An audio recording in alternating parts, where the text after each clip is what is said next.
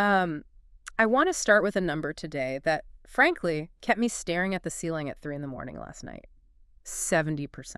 That is a very high number. It is massive. According to Rizwan Virk, a computer scientist and professor at MIT, thanks to the explosive speed of AI development right now, there is a 70% probability that we are currently living in a simulation. Right, which is basically a polite academic way of saying there is a 70% chance that the chair you were sitting on, the coffee you were drinking, and even this conversation we're having right now is not made of atoms. It is made of code. Yeah, and it triggers that very specific kind of paranoia, doesn't it? Like that glitch in the matrix feeling. Oh, totally. Like when you are driving and you realize you have been on autopilot for 20 minutes. Or you see a stranger who looks exactly like someone you know, down to the shoes. It makes you wonder, is the rendering engine just getting lazy? Are they reusing assets to save memory? We have all had those moments for sure. Yeah. But what we are diving into today goes way beyond sci-fi paranoia or movie plots. We have a huge stack of sources here to go through. We are looking at Nick Bostrom's philosophy papers, Rizwan Virk's computer science theories, David Chalmers on virtual reality, and this is the crazy part, the teachings of Thai forest monks like Luang Pu Thetsak, Tessarangzi, and Phra Dharmakosajern. And when you layer all these sources on top of each other, you see something startling. This cutting-edge tech theory is actually ancient history. Exactly. We often treat simulation theory as this ultra-modern Silicon Valley anxiety, something born out of spending too much time in VR headsets. Yeah. But if you peel back the technical jargon, it perfectly mirrors a spiritual technology that has been around for over 2.5 millennia, which is Buddhism. So that is our mission for this deep dive. We are going to look at the external prison, which is the modern hypothesis that we are just code in a supercomputer, and compare it to the internal prison.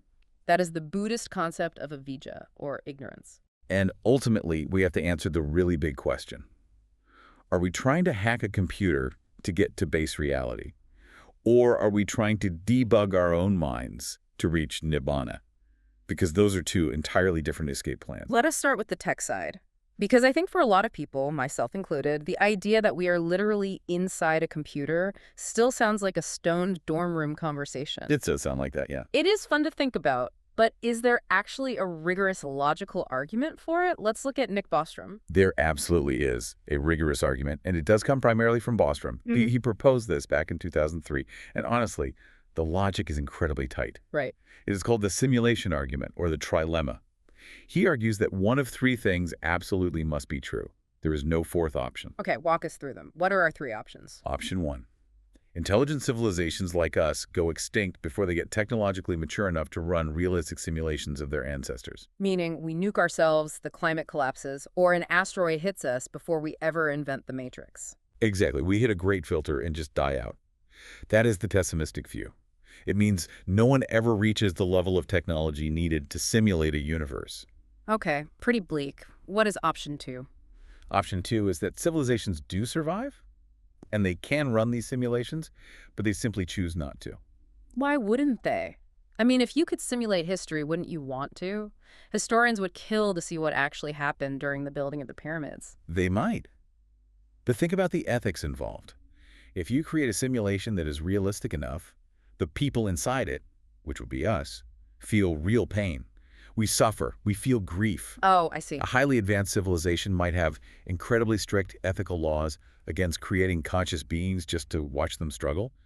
Or, and this is another angle, maybe they just get bored. Bored of their own simulations. Right. Maybe advanced beings are past the point of playing The Sims.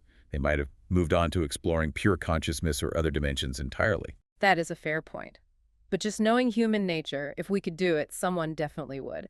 We are not exactly known for our restraint when it comes to rolling out new tech. Which perfectly leads us to option 3. They can run them, and they do run them. Now, here's the real kicker.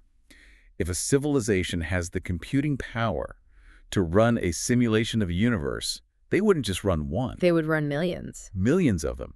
They would want to see every possible variation of history. What if the dinosaurs didn't die out? What if the Roman Empire never fell? So you end up with one real world and millions of fake ones. Correct. And this brings us to the statistical core of the argument from our sources. It is often called the red ball, blue ball analogy. I really loved this visual in the reading. It made the math click for me instantly. It really is the best way to visualize it. Imagine a giant opaque bag, Inside there is exactly one blue ball. That represents the one original organic base reality, the place where the supercomputer is physically plugged into a wall. The actual real world. Right. But inside that same bag, there are also 1,000 red balls. These represent the simulations created by the people in base reality. Okay.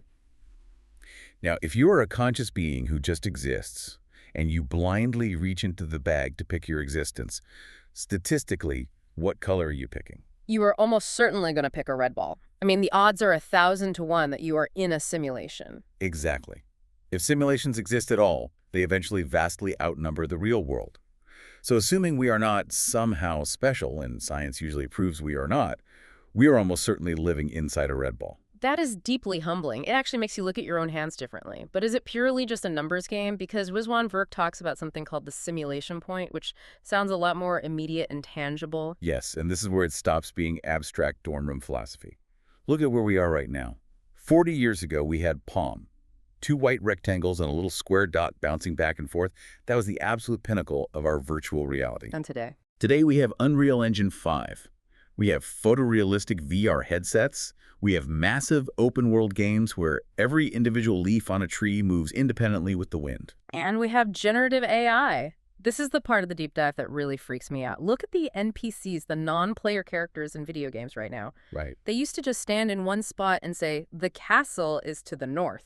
Just a loop script over and over. Now developers are literally plugging large language models into them. Yes, it is wild. You can walk up to a digital bartender in a video game today and have a full dynamic philosophical debate about the meaning of life, and he will remember it the next time you log in and visit his tavern. Exactly. Virk's entire argument is that we are rapidly approaching the simulation point.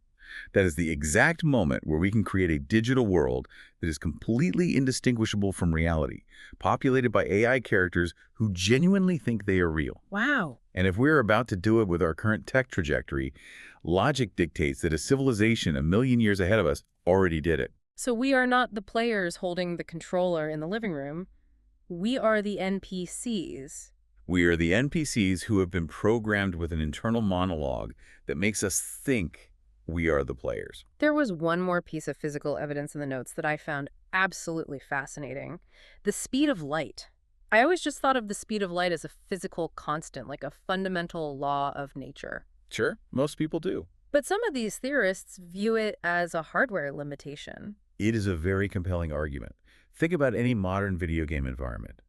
There's always a limit to how fast the world can render new graphics. Right. If you hack the game and move your character too fast, faster than the processor can handle, the game lags. It glitches. Mountains and buildings just pop in and out of existence. Yeah, to prevent that, developers put in a speed cap, a maximum velocity for the player. Exactly. So the game engine doesn't just completely crash. Yeah. Now look at our universe. The speed of light is absolute. Nothing in the universe can travel faster than it. So it functions exactly like a hardware limit. Right, to prevent the universal simulation from lagging. It strongly suggests that the universe is only rendering what it strictly needs to render, at a maximum speed as processors can handle. It is the universe's max frame rate. Okay, so that perfectly frames the external prison. We are trapped in a giant box made of code, running on a server somewhere in a parent universe. The walls are algorithms, and the speed limit is light. That is the modern tech view. But you mentioned earlier that this is not a new idea. How do we bridge the gap from an MIT server room to a monk sitting in a forest in Thailand? We have to fundamentally look at how we define the word reality. In Western philosophy, we have always had this lingering suspicion that what we see with our eyes isn't the whole picture. Like Plato's cave. Exactly. Prisoners chained up, watching shadows cast on a cave wall, genuinely thinking those 2D shadows are the real entire world. Or you have Descartes later asking, how do I know I am not just a brain in a vat being fed electrical impulses? But recently, philosopher David Chalmers flipped this entire concept on its head, didn't he? With his concept of reality plus... He did, and it really challenges the fake versus real binary we're so used to.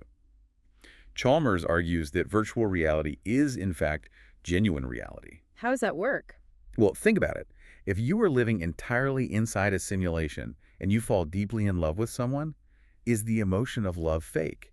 I mean, no. The feeling is definitely real. My heart is racing. The actual chemicals in my biological brain or simulated brain are firing. Exactly. Or if you get stabbed in the simulation and you feel agonizing pain, is the pain fake? It hurts just as much, so I guess not. The subjective experience is entirely real, even if the substrate, the underlying thing causing it, is just digital code. Right.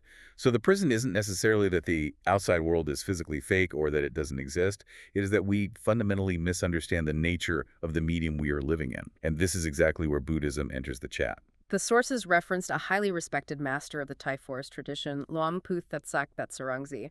He has this one quote that really stuck with me. He said, "The world is our own mind."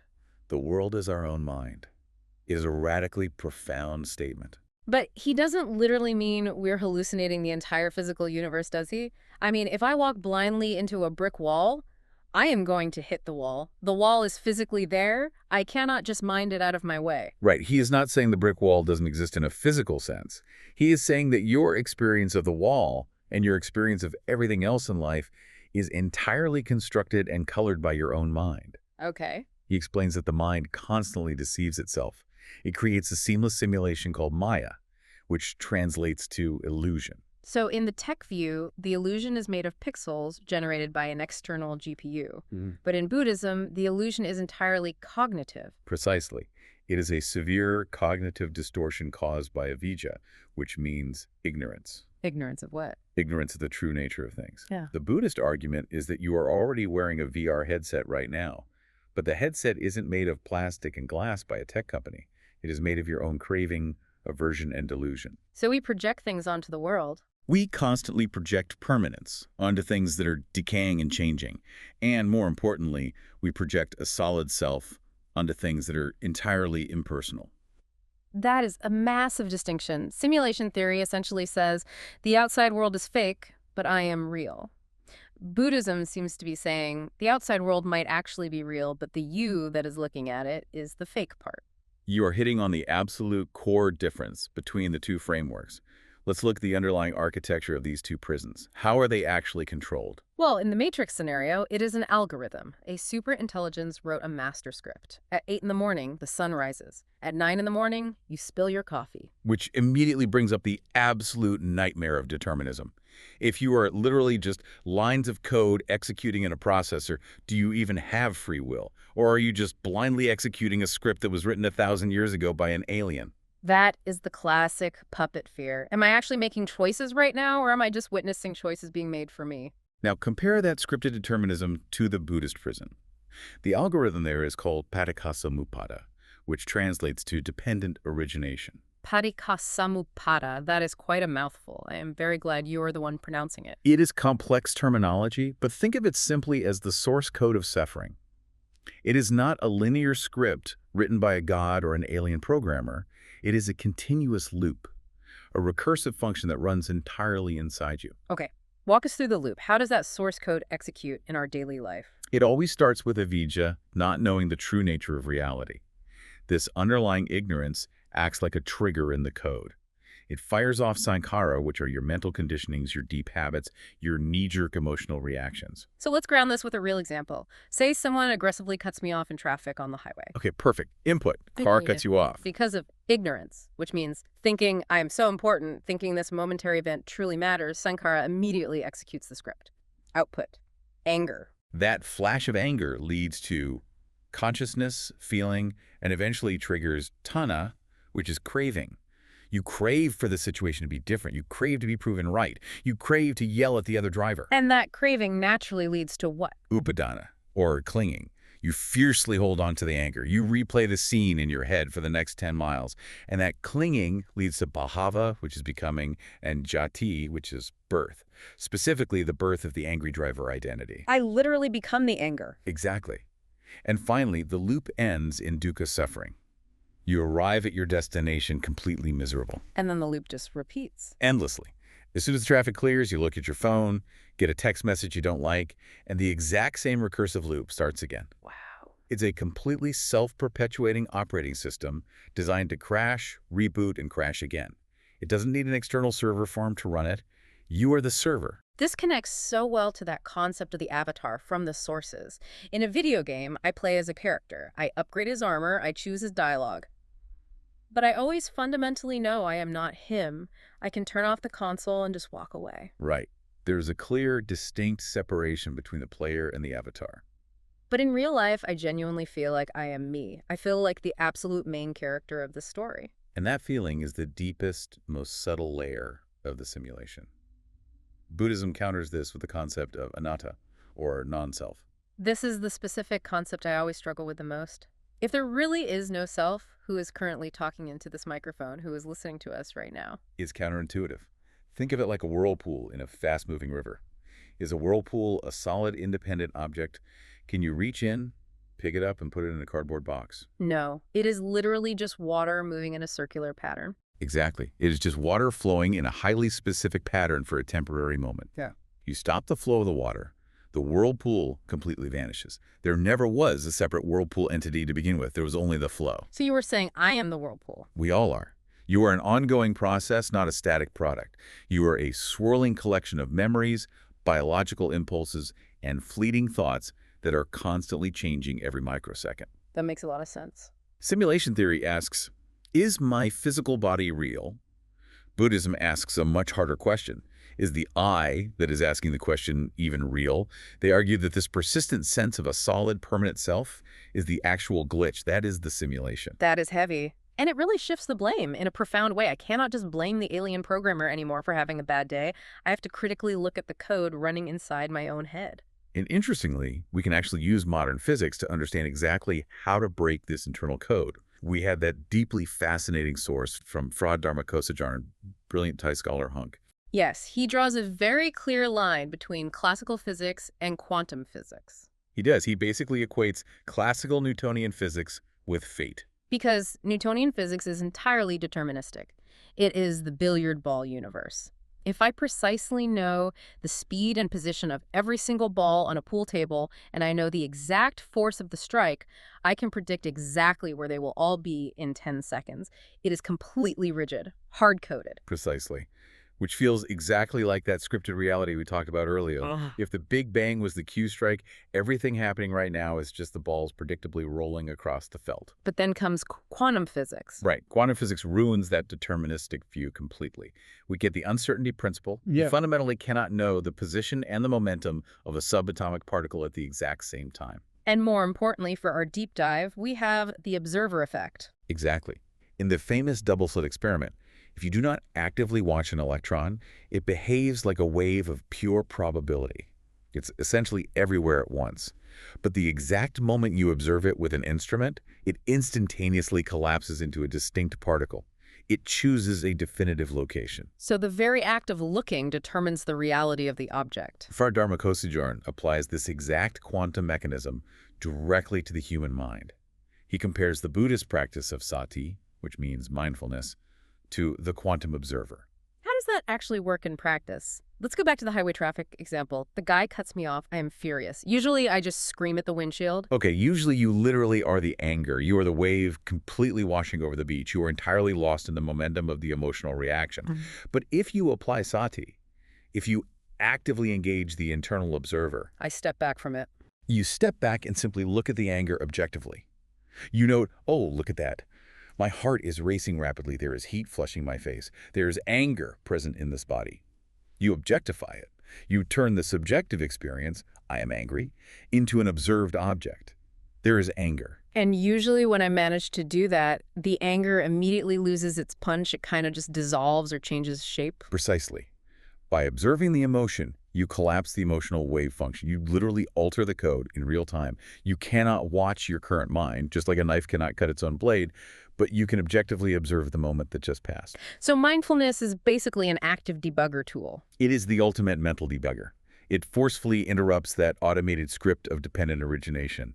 It inserts a break command right into the recursive loop. It stops the Sankara from blindly triggering the next reaction. Okay, so we have defined the prison, whether that is the digital simulation or the illusion of the mind, and we have the tool, which is mindfulness.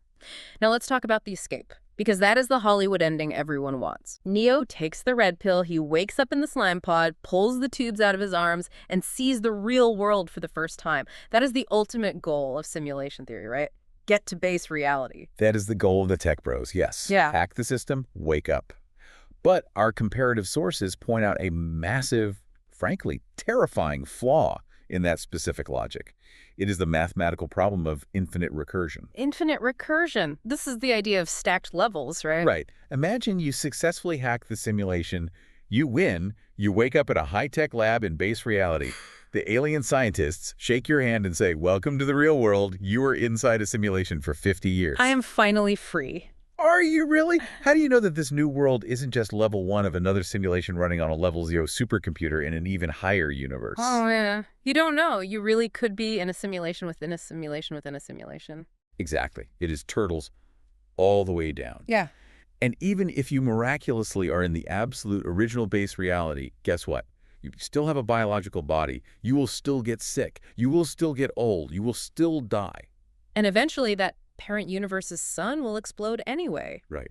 So you haven't actually solved the fundamental problem of suffering. You have just relocated to a slightly better cage. The sources called this geographic freedom, didn't they? Yes. You have successfully changed your zip code from the matrix to reality. But the fundamental problems of existence, impermanence, and dissatisfaction are exactly the same everywhere. You've essentially just upgraded your graphics card. That is a massive buzzkill for the tech escape plan. So what does Buddhism offer that is actually different? If it is not geographic freedom, then what is it? Buddhism offers ontological freedom. Ontological, meaning a fundamental change in the actual state of being. Yes. The end goal is not a physical place. The goal is not to travel to heaven or to hack into base reality. The goal is nibbana. And nibbana isn't a magical place you go to after you die. No. That is a very common Western misconception. Nibbana is described in the texts as the unconditioned, or asankhata. It is simply the total cessation of the cause of suffering. It is not about going somewhere else to escape. It is about permanently extinguishing the internal fire of ignorance right where you currently stand. The notes compared this approach to Jainism, which is another ancient Indian spiritual tradition, and I thought that contrast really clarified things. It definitely helps to see the contrast. The Jains traditionally view the soul, or jiva, as something real and permanent that gets covered in sticky karma dust over time.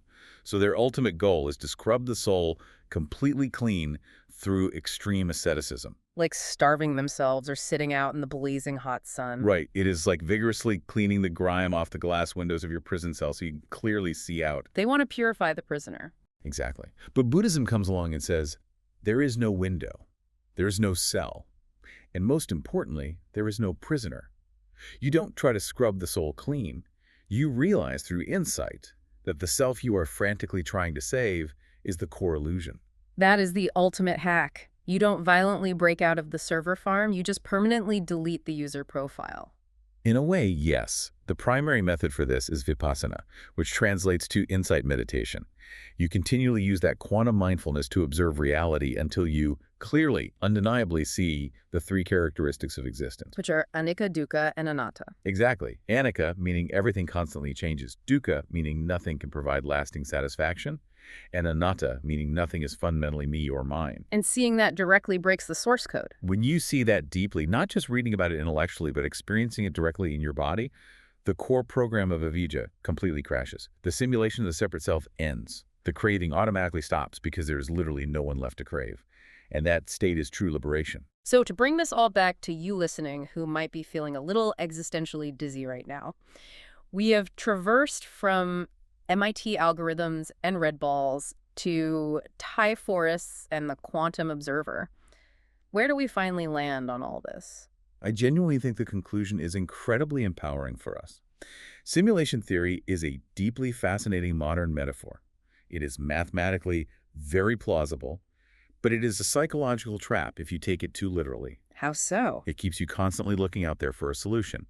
You are passively waiting for a brilliant hacker or waiting for an alien admin or hoping to wake up in a pod. It renders you powerless. Whereas the Buddhist argument states unequivocally that the matrix is running entirely inside you. Precisely. And that means you already have full admin privileges. You do not have to wait for a software patch from the alien ancestors. If you completely destroy the internal ignorance, it truly does not matter if you are inside a computer program, a fleshy biological body, or a brain floating in a vat on Mars. You are free regardless of the substrate. If you reach Nibbana, you are free. You have completely transcended the operating system itself. The software of reality is open source. You just have to sit down and learn to code. Or rather, you have to learn to thoroughly debug. I love that. So here is the final provocative thought for you to mull over today as you go about your life. We spend so much energy wondering if the physical world around us is truly real.